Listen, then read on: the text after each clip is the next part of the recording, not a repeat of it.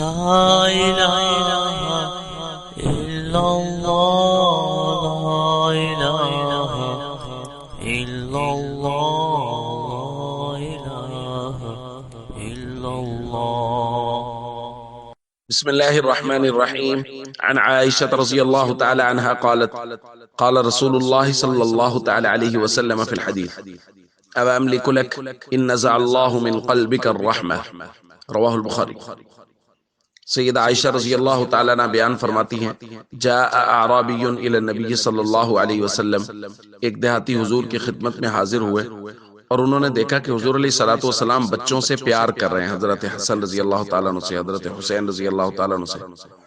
تو انہوں نے کہا تقبلون الصبیان، یا رسول اللہ آپ بچوں سے پیار کرتے ہیں؟ فما نقبلہم، حالانکہ ہم تو بچوں سے پیار نہیں کرتے، یعنی ہم بچوں کا بوسہ وغیرہ نہیں لیتے.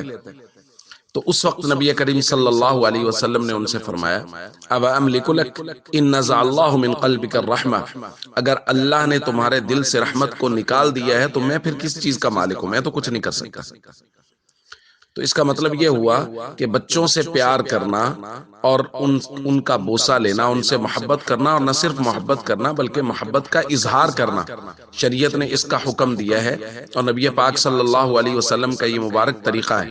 اس لیے اپنی بناوٹی شخصیت میں نہیں رہنا چاہیے، گھر میں جا کے اپنے گھر والوں سے، اپنے بچوں سے محبت کا، پیار کا اظہار کرتے رہنا چاہیے.